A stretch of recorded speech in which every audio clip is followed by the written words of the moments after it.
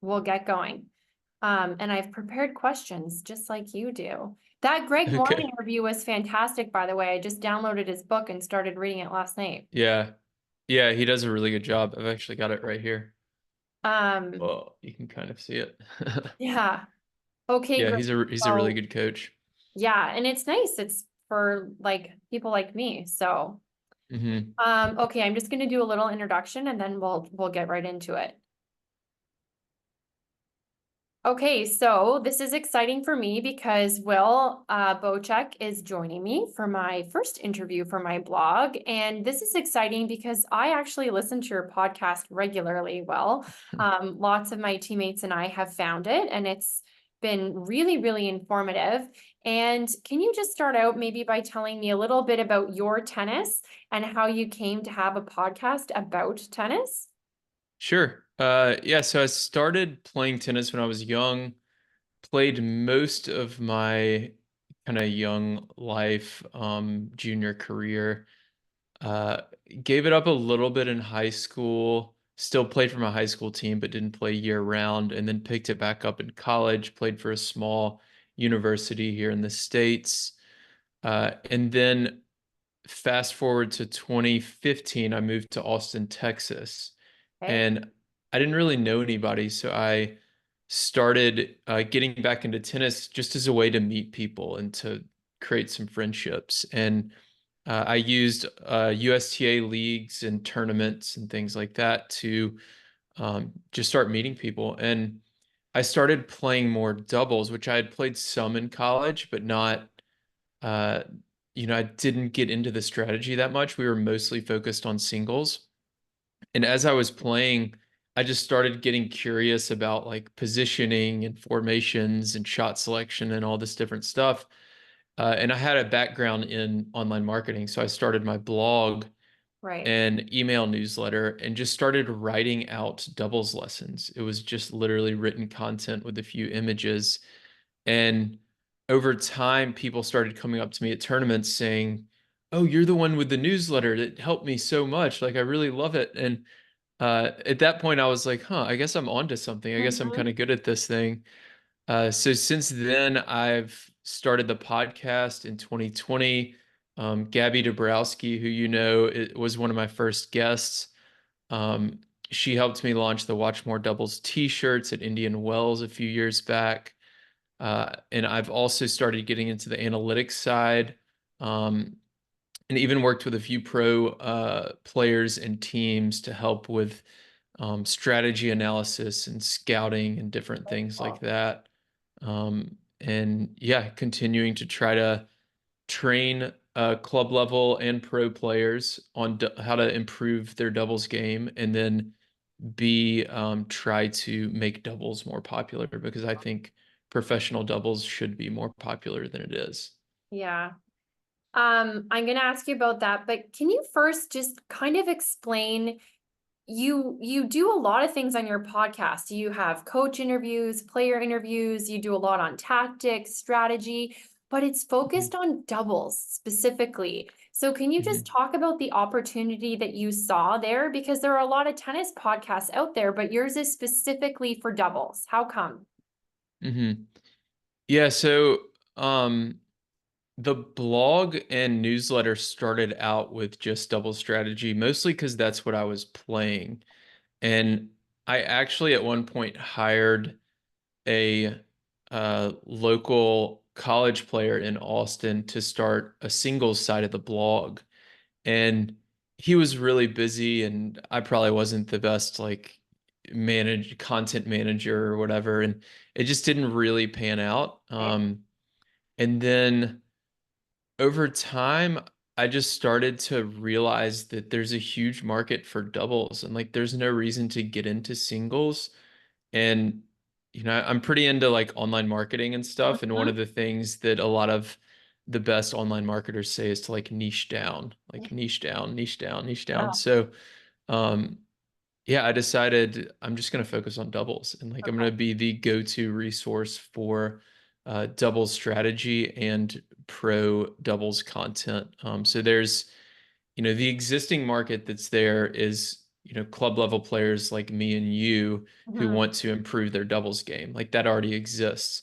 And then the other market that I'm trying to help create is uh, tennis fans who are doubles Okay. fans. Okay. And that doesn't really exist yet. So Okay. a lot of the people who listen to my podcast or maybe have bought some of my strategy courses, they play a lot of tennis and maybe they watch on TV, but they're Right. watching singles. They're not fans of Gabby Dabrowski or Aaron Sure. Routliffe or whoever. So I'm trying to help build that up Okay. and create that market. And I don't see any reason that doubles can't be close to as popular as singles. I mean, it certainly um, doesn't. It just doesn't make sense to me that it can't be. So Yeah. I'm going to try to help make that happen. Just look at some of those Taylor Townsend, Ben Shelton matches, or even Hmm. um when her and Layla played against, yeah, like those crowds, the atmosphere was phenomenal. So I Hmm. hear ya. Um, Yeah, yeah. I mean, the match behind me was a couple years ago at Wimbledon, and it's four doubles specialists, and it was like an early round match, I think second round, and okay. you can see like there's not an empty seat, like Yeah. maybe a few. So there's Yeah. definitely a lot of doubles fans.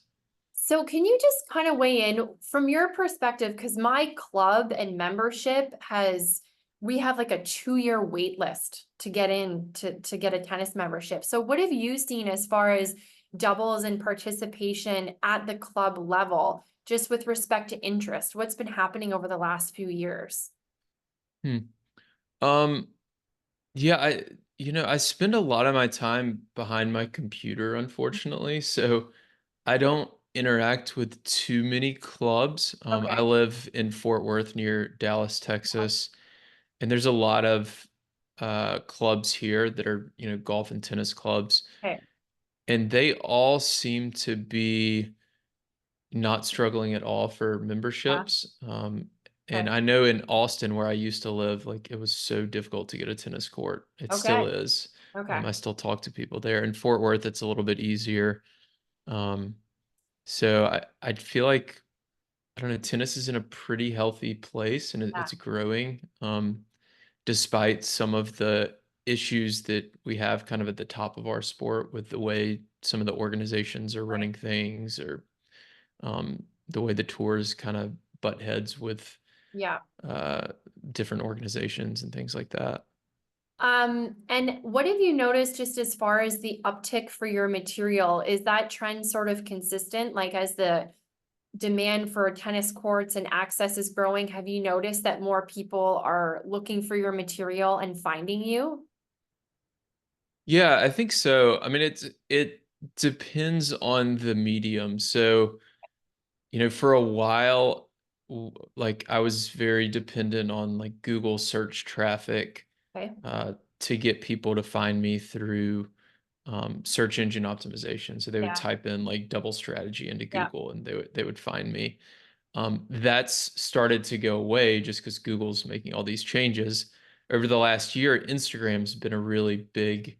uh, big growth channel for us. So I think this time last year, I probably had like maybe 800 or 1,000 followers on Instagram, and we're up to almost nine now. Wow. And yeah, I think if I can continue to produce content on a regular basis, we can get to maybe Yeah. 20 or 25K by the end of the year.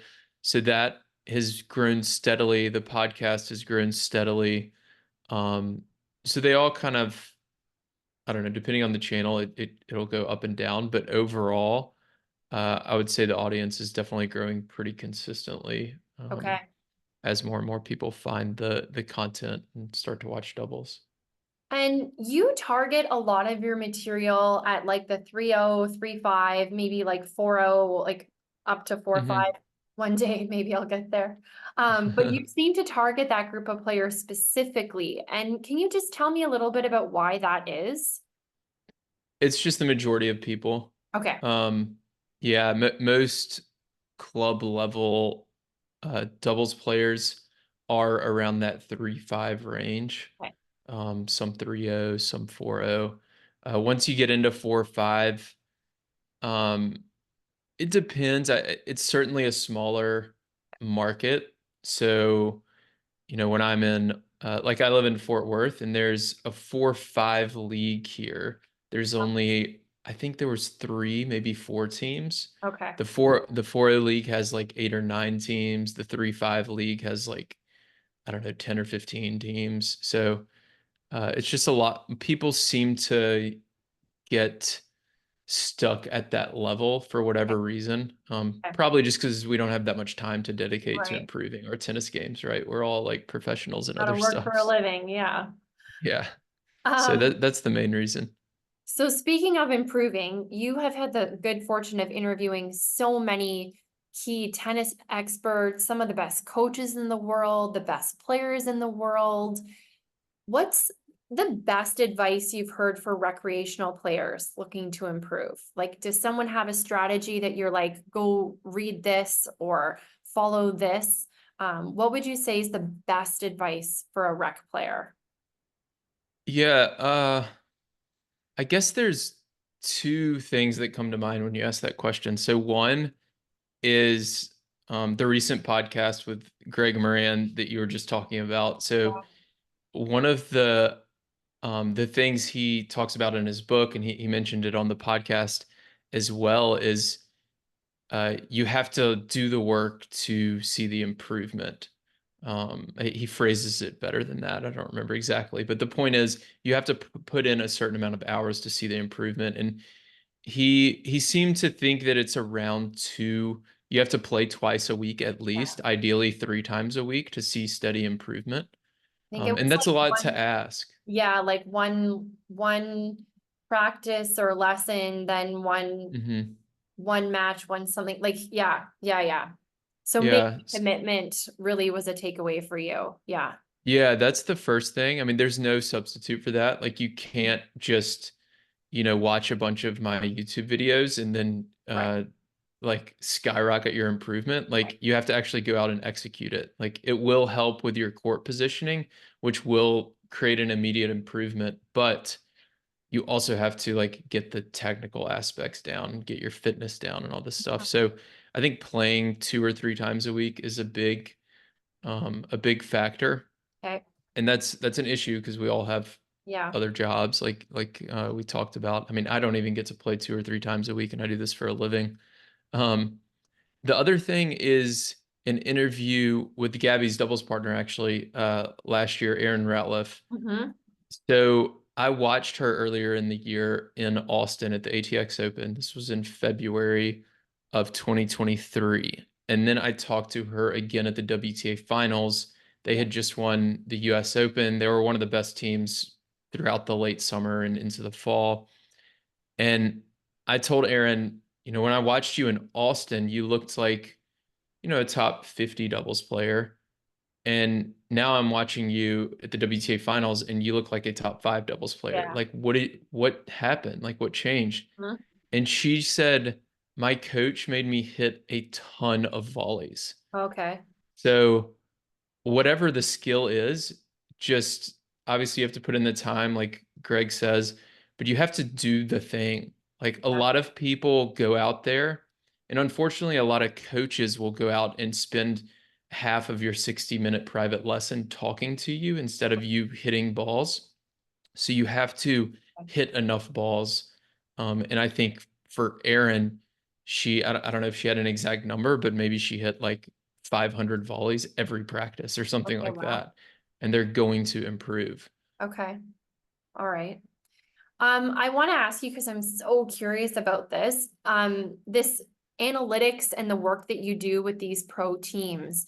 Can you just shine a light a little bit on like how much do they actually rely on this information? Like when they're considering where to serve or what formation to use, are they actually Hmm. looking at numbers and going, okay, well, 60% of the time, so and so serves here, so we're going to do this, or Hmm. 82% of the time, so and so does that. So I'm going to put the ball here, or somebody's got a great backhand volley. So we're going to do this. Yeah. Yeah. It totally depends on the player. Okay. Some players love the data and they want all of it and they make a lot of decisions on it. Some players get totally overwhelmed. Okay. So I've worked with some a lot of times I'll work with the coach, and the coach will take the information I give, and then they'll distill that information and give it to the players in the way that they know the players are going to be able to digest and Okay. execute. So, I may give them 8 different pieces of information about a team, and the coach might say, okay, these 3 we're going to dismiss for whatever reason. Maybe it's goes against our strengths or something like Okay. that. And he may deliver 2 or 3 pieces of information to them. So yeah, it depends on the player, how much they like analytics, how much they want the data, and if they get overwhelmed by it versus a lot of players just like to play by feel, and Right. that's okay too. Okay. One of my great takeaways from Greg, was not that I think I can play like a pro, but just this notion of we're watching pros, but it doesn't mean we should try to play like the pros. Yeah. So what should we look for when we're watching the pros? Like, should we try to emulate some of that strategy? Is it impossible? Hmm. I'm never going to be able to hit a backhand volley like Gabby Dabrowski, but it's great to watch her do it. Like, what should Yeah. I look for when I'm watching them? What do you think is helpful for rec players? One thing is between the points actually. When you watch rec players, they don't communicate a ton between points. Okay. They won't necessarily give like a high five or a fist bump between points most of the time. And when you watch the pros, they're constantly doing this. I mean, you will see the serve team huddle up, give a high five after the point, then huddle up, talk, fist bump during the talk, fist bump after the talk. Like Yeah. they'll have some kind of physical contact like 2, 3, 4, 5 times in between the points. And that helps like build that team chemistry and keep you focused and keep your energy level high. So that's one thing. I think a lot of what Greg is talking about is mostly technical. So like we can't hit a serve as hard as Gabby Dabrowski or hit a topspin forehand as heavy as Rafael Nadal. Right. But in doubles, the nice thing is I think we can take more away from the players on the doubles court than we can the singles court because we can position ourselves in the same way Right. and we can move in the same direction, Right. maybe with a lot slower speed, Hmm. but we can move the same way.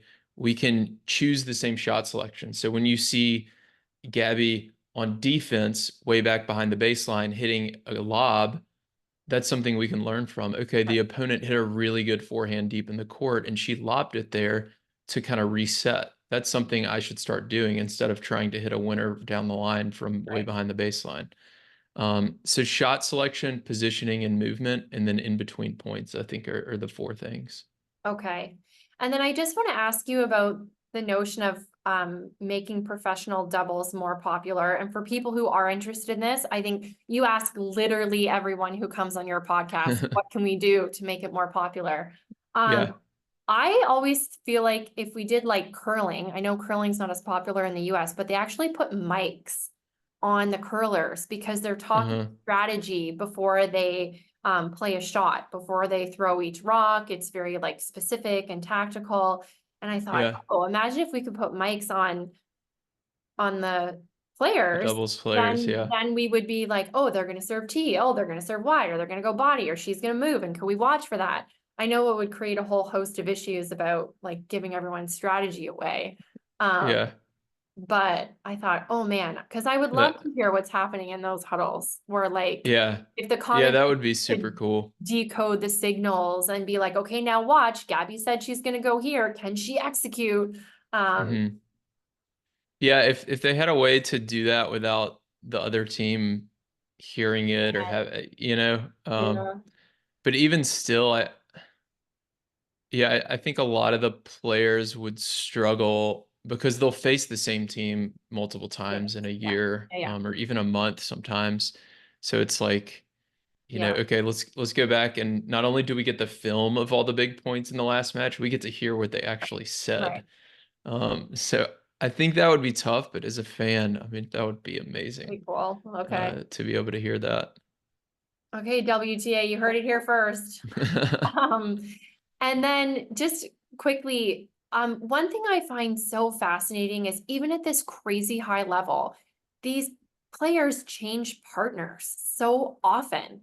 Hmm. But they're still winning. Like it's incredible to me that like Siniakova just won with like, didn't she play with Hmm. Coco? Like it's just Yeah, like with Coco Golf. yeah, Yeah. and like kind of I thought, oh, an unlikely pairing, but they did great. And I know Jess is hurt. But can you just talk about like, is that not a more appealing side to the game? Like with all of these Netflix shows coming out, they're doing it with golf, they've started doing it with singles. Don't you think fans would be interested in learning more about the players and like the behind the scenes than just what's on the court? Yeah. Yeah, they definitely would. I mean, that's kind of part of what I'm trying to do with the podcast, help people kind of get to know the players a little bit better. Um, as far as like the pairings and partnerships, uh, I think it's kind of it's a nice thing to have, but it's also difficult because Okay, fans a lot of times like to get behind a team. right, So it's nice when a team stays together for, multiple years and you can kind of become right, fans of that specific team, especially if they're from the same country. You saw it with the Bryan brothers. right, Obviously, they're the best example, but uh, even Cabal and Farah from Colombia, they had a huge fan base, uh, being from the same country and staying together for such a long time. So there's pros and cons to it. But as far as like the players go, I think that, they like to stay, at least the doubles players, they like to stay with the same partner the whole time so that they can right. make the year in finals, which is a really cool thing. But obviously with Jessica hurt, Siniakova was playing with Storm Hunter, who's hurt now. So it sounded like they just paired up like right before the French Open started. Right. All right. Well, really quickly, just three rapid fires. Your top team to watch moving forward. Hmm. Um, I think Krejcikova and Siegmund is an interesting team because at the beginning of the year I thought they would be possibly the best team uh by the end of the or best team throughout the year. And they've had some injuries and haven't been able to click. Okay. But we know they're both excellent doubles players and they have the potential. So if they can stay healthy, I think they'll be an interesting team to watch Okay. throughout the rest of the year for sure. Your favorite tournament? Uh, Probably Indian Wells. Okay. And will you be in Toronto or Montreal this year? I'm planning on going to Toronto. Okay, great. Okay, so we I, will hopefully see you in Toronto. Thank you yeah. so much for your time, Will. I really, really appreciate it. And we will continue to watch anything exciting happening on your end as far as the podcast goes or any other content to look for. Um, no, I'm just people can see everything on the website, or if you Yep, I will have link a to that. social media platform of choice, we're on most of them. Instagram channel is we're producing a good bit of content there, and then Twitter, Facebook, and thetennistribe.com. So you can find everything there, Okay, uh, great. and listen to the podcast as well. So I appreciate you having me on. All right. Thank you so much. We'll keep following along. All the best. Enjoy the season. Thank you, you too. Okay, bye-bye.